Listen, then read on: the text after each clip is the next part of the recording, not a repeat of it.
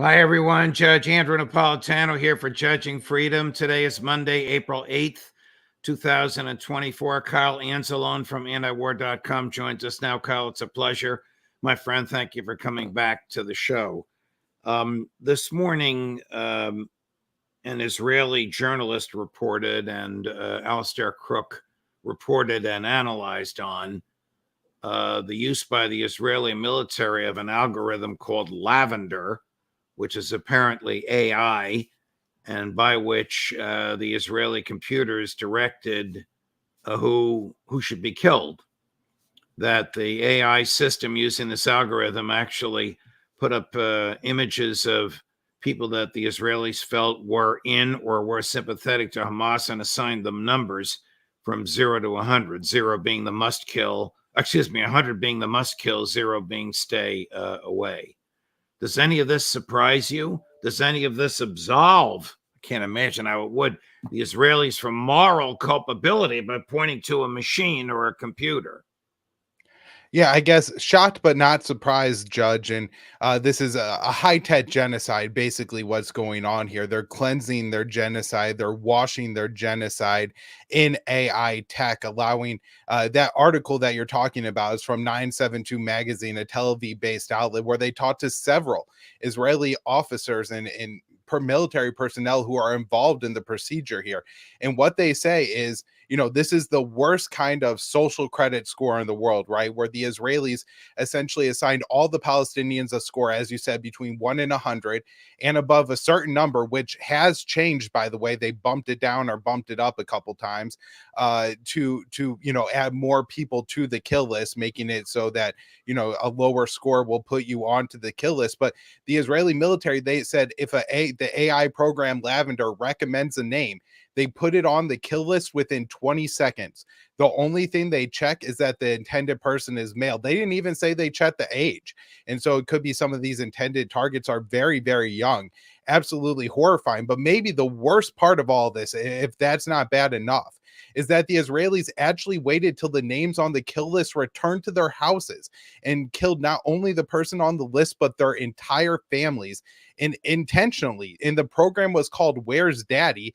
And of course, this is a reference to when kids are excited for their dad to come home after a day of work, they start asking mommy, where's daddy? Where when the Israelis answer, where's daddy? It is coming home with a very large bomb. The same article is interesting. You mentioned very large bomb. The same article indicated an Israeli propensity for the so-called dumb bombs. Even though the AI supposedly pinpoints and targets individuals, now you have informed us it's not only them, but their family, whether innocent or otherwise.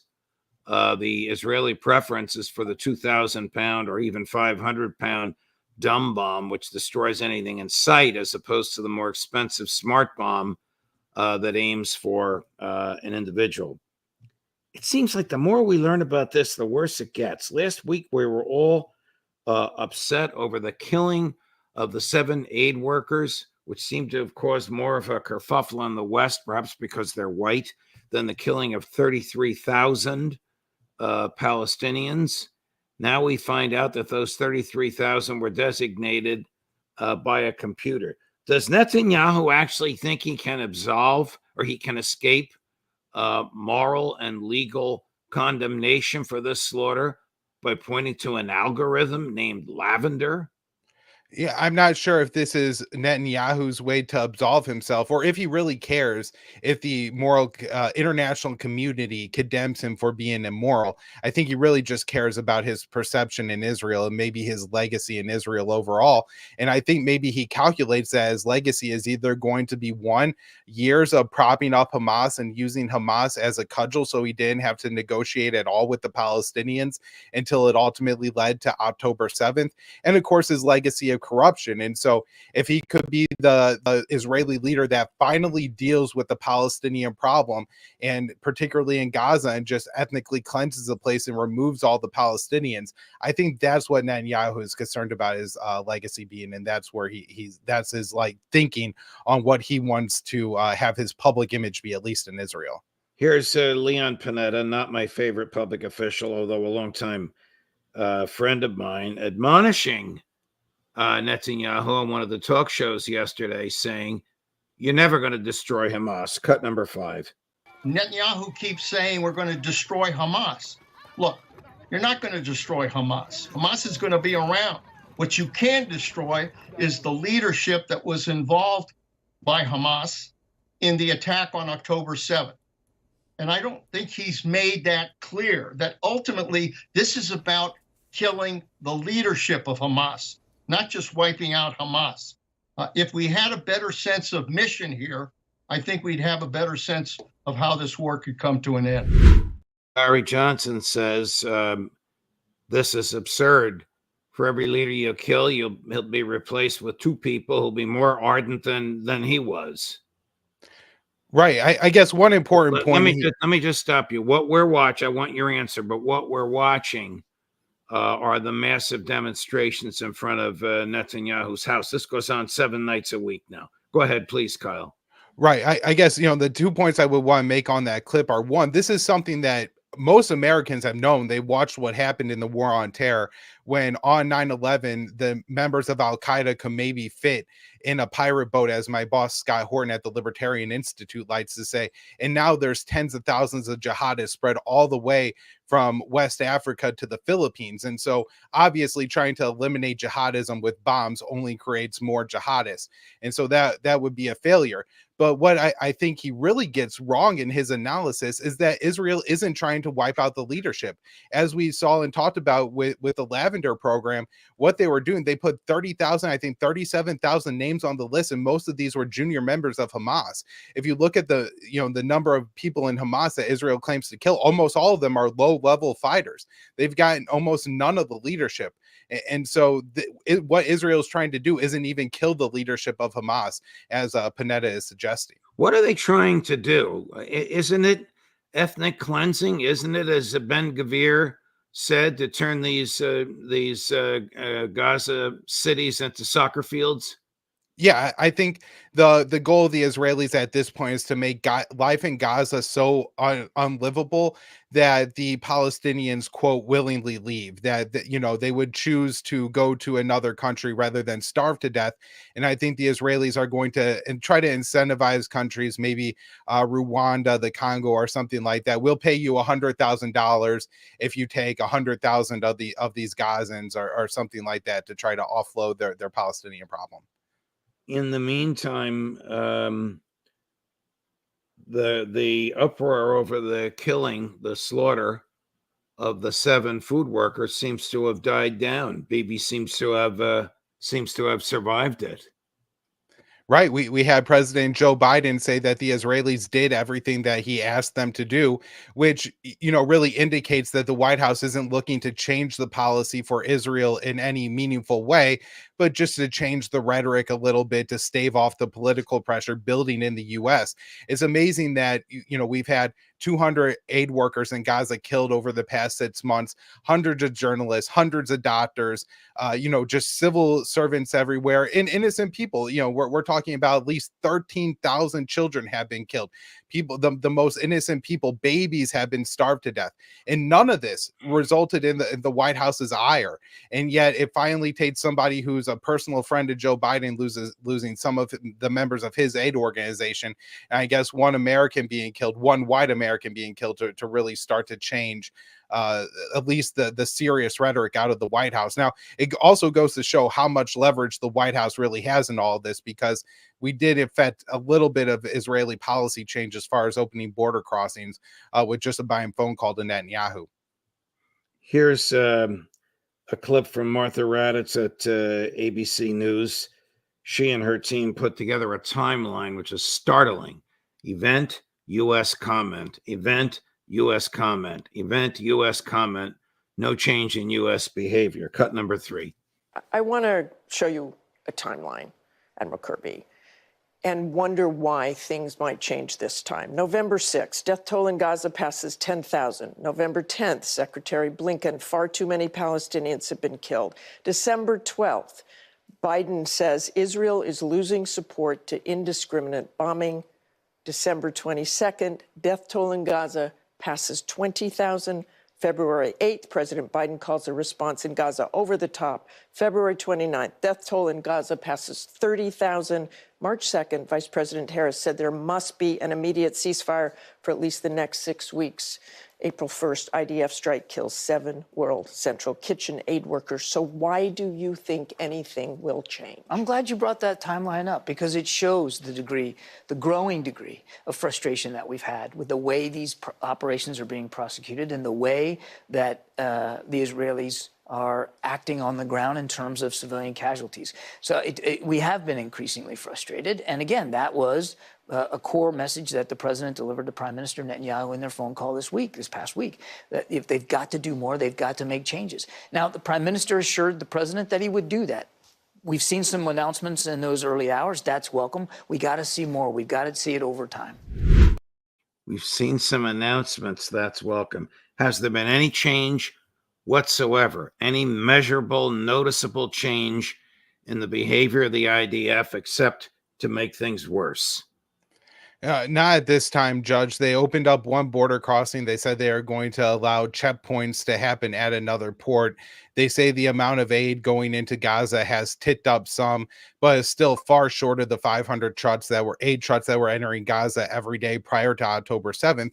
And, a big part of this, too, is there were hundreds, if not thousands, of other trucks, commercial goods entering Gaza every day. And so simply going back to the 500 aid trucks today won't save really anyone. You need far more aid than that, and the Israelis at this point aren't making any real meaningful changes here. And so it seems like what we see in that timeline is rhetoric, right, where the White House is using rhetoric to reduce political pressure in the US without actually changing the policy that's causing the political pressure against the US, because the Americans are absolutely sick of supporting what the Israelis are doing in Gaza. Why have Israeli troops largely left southern Gaza? Are they going to give up on Rafah, notwithstanding Netanyahu's promises, or is this some sort of a regrouping? I think there's a couple things going on here. One, as you mentioned, it is a regrouping. That's what the Israeli military is saying, that those troops were in Gaza for 4 months. And that's a long time to serve as an occupation role day after day in that fighting. And so they said it's to rest their troops and prepare for the assault on Rafah. I also think the Israelis, Tel Aviv, have found themselves in a little bit of a pickle here, Judge, where not only have they picked a fight with Gaza in Gaza, and they have embroiled themselves in a war there, they're also in essentially a war on their northern border with Hezbollah, but also declared war on Iran by striking an Israeli consulate in Damascus. And now they're worried about a very serious response coming from Tehran. And I think they're right to worry about that because of what they did by bombing that consulate building. What do you think the response will be? One of the Iranian generals said no Israeli embassy or consulate on the planet is safe. Yeah, I really don't know. In the past, I've always said that the Iranians tend to be pretty careful and reserved in their responses. And even this was the case in the response to the assassination of General Qasem Soleimani. One of the most popular figures in Iran was killed on a diplomatic mission at the Baghdad airport by an American drone strike. And the Iranians didn't kill a single U.S. troop. They signaled their attack to the U.S. to allow the American troops to get into their bunkers. And so it may be that the Iranians do end up being careful here. They may take their time. The Israelis have evacuated a lot of their embassy staff. And so I'm sure that this is costing Tel Aviv quite a bit to be trying to prepare for the Iranian response. And so they may wait some time, but I do think the Iranians are going to have a pretty big response. I just don't know what it's going to be. Transitioning to Ukraine and associated matters, do you expect Speaker Mike Johnson and the Republicans to cave, to craft some sort of a bizarre compromise that has nothing to do with foreign affairs, but mollifies enough Republicans so that Johnson can safely put the Ukrainian package on the floor, and that ultimately Biden will sign legislation to send them $61 billion in cash or military equipment? I do think it's ultimately going to get passed. How much Johnson mollifies the Republicans, I think, is the real question here. there are some methods that Johnson could use, including working with Hakeem Jeffries and the Democratic Party to just bring the bill that the Senate passed to the floor for a vote, assuming that enough establishment Republicans and Democrats will support his speakership to continue, and not even, put in some money for immigration or immigration reform into the bill to try to mollify the Republicans. I'm not sure when it's going to get passed. I assume it's going to be sometime later this month. Initially, the Republicans said they were going to rush it, but then last week I saw Bloomberg reported that they think it's going to take a couple weeks because of backroom negotiations. Well, what becomes of that 61 billion? Let's say it does pass and the president does sign it. Is it true that about 40 to 45 billion of it stays right here in the U.S. and goes right to the arms manufacturers in the U.S.? Yeah, that's where a lot of it will end up going. Well, of course, those weapons will then be sent to Ukraine. And so Ukraine is getting an awful lot of aid. The Washington, a lot of our politicians like to pretend it's purely altruistic, right? We're just helping out ourselves here by spending this money on the military industrial complex. Of course, dumping money into the military industrial complex really doesn't help regular Americans. The factory jobs provided to assemble these weapons aren't particularly well paying. The well-paying jobs are if you're at the corporate level. So, when you're a part of the DC swamp, you have the revolving door. And so members of Congress know that if they vote for this, eventually there's going to be a spot for them at one of these big arms making firms so they can make hundreds, if not millions of dollars once they get out of office. But also, we have to remember that some of these weapons are actually just going to go right back into the American stockpiles because the Biden administration has transferred more weapons to Ukraine than they could afford to replace. I'm going to run a clip for you from Colonel Lawrence Wilkerson, who was the chief of staff to Secretary of State Colin Powell, who, notwithstanding the work that his boss did in those days, is very much on our side on Israel, Gaza, and Ukraine, Russia today. What he says is kind of startling in terms of who he believes the evidence points to as the cause of the attack on the Russian concert hall 3 weeks ago. This looks a lot like what Nord Stream turned out to be, a U.S. operation. Only the CIA led it. Let's face it, we have done as much to create and to nurture ISIS as anything else on the face of the earth, whether it be Abu Musab al-Zarqawi or any of the instigators of the so-called ISIS consulate in the beginning. We've used ISIS, and when I say we, I mean that agency called the CIA, the same agency that does so many nefarious things in our name. And they have worked ISIS and worked operatives from ISIS in order to do other things. And I'm hearing, and it makes a lot of sense to me, and I'm watching the behavior and the signals coming from Moscow, which are usually very indicative of the truth when it's something like this.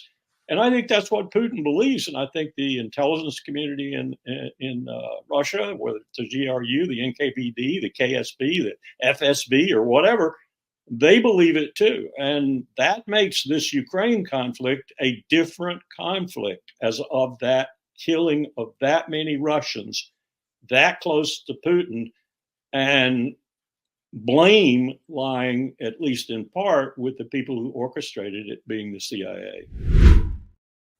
So if Joe Biden personally signed off on the Nord Stream destruction, as he's indicated he has, or at least Cy Hirsch said he has, could he have known about this? Could he have authorized it? And isn't it an act of war for the American intelligence community to assault civilians in Moscow, particularly young people that have nothing whatsoever to do with what's going on in Ukraine? Yeah, so I definitely agree with the point that this looks to me a lot like Nord Stream, and that's why I'm concerned here, especially the American response to it, that maybe there was some American role in here. Now, in a way, what I think happened really doesn't matter. What matters is what Putin and what people in the Kremlin think. And it seems that they very much believe that the Americans had some role in this. And, he's absolutely right. The long American history and ties to using jihadist groups, not just, the Taliban against the Soviets in Afghanistan initially, but also ISIS against Bashar al-Assad and his allies, Iran and Russia in Syria for years and years and years. And so there's a lot of reasons for the Russians to believe that the US had some hand in this. And you're absolutely right that if the Russians believe this, again, in some ways, it doesn't really matter if it's true or not, that they're going to evaluate this as an act of war. And that's the geopolitical reality. The other geopolitical reality is the statements made by Victoria Nuland shortly before she left, where she talked about asymmetric war and a nasty surprise for Mr. Putin. Good God. Could U.S. intelligence possibly have planned and plotted this with her involved in the plans and plots? Could they be so cold and indifferent to the lives of innocents that they would do something like this? Could they be so reckless as to precipitate World War III by attacking young people at a concert in Moscow? Yeah, I mean, the part of this that strikes me as unbelievable is that they would include Victoria Nuland in the negotiations. I do think when she made that statement, she was more talking about the battlefield than this potential attack. If you remember, she was blabbing about the potential bombing of the Nord Stream pipelines, or making sure the Nord Stream pipelines wouldn't be able to be used if Russia invaded Ukraine, and then it happened. And so I think whoever was behind this probably understood the gravity of the situation and wouldn't have trusted someone so reckless with the information. But then again, the White House has proven themselves to be amateurs in a lot of things regarding geopolitics, and so maybe they were really this careless and even informed Victoria Nuland of this. Tell me about some of the stories at antiwar.com this morning. Russia repels major drone attack on military base. I didn't see this anywhere in the mainstream media. Yeah, so this happened on Friday, Judge, and the Ukrainians, probably the reason you didn't see it is the Ukrainians claim that they had destroyed a bunch of Russian fighter jets, and that's how they got the headlines circulating in the US. But there was some satellite imagery taken before and after the alleged Ukrainian attack, and there's no evidence of damage to aircraft or the airfield there, so it doesn't seem like those strikes happened. And the Russians say they intercepted the drones, and that does seem to be the case.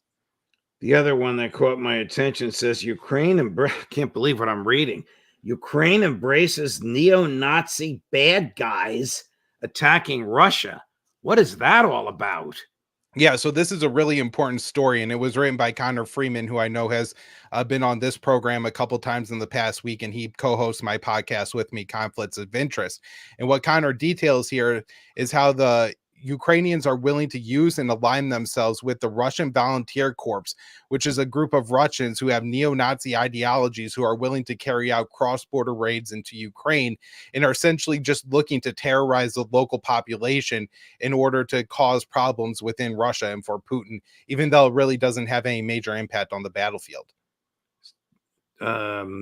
Alistair Crook this morning hypothesized that these neo-Nazis were planning to take over a bunch of Russian villages at the same time that the original attack on the Crocus Concert Hall was to have taken place on March 8th when Russian officials were there and this patriotic singer named Shaman was singing. All this in an attempt to rattle the Russian people before the presidential election. We all know that they delayed the assault on the concert hall because there were too much security there. Apparently, they suspended the effort, or I don't know. Do they still do this? Do these Ukrainian and Russian neo-Nazis take over Russian villages and oust to the legitimate Russian authorities? Is this happening and not in Western mainstream media? I'm not sure if their goal is actually to try to take over these villages. That does seem to be ambitious, although a lot of what the Ukrainians attempt to do in Russia has been fairly ambitious as far as attacking bases with strategic bombers, attacking Russian oil facilities, carrying out, attacks on civilian targets within Russia. So I'm not sure if they were really trying to take over any territory or just, generally wreak havoc within Russia. But either way, it has the same effect of terrorizing and killing innocent Russian civilians. Kyle Anzalone, a pleasure, my dear friend. Thank you, Judge. Like that. Thank you very much for joining us. We'll see you again soon. Sounds good. Okay. Let me just look at the schedule for tomorrow, my dear friends. 8 o'clock in the morning Eastern time, Professor Jeffrey Sachs. 11 o'clock in the morning Eastern time, Eastern time, Colonel Douglas McGregor. 2 o'clock Matt Ho. 3 o'clock, Karen Kwiatkowski. 4:30, Scott Ritter. This is Murderers Row tomorrow for those who like to kill on Judging Freedom.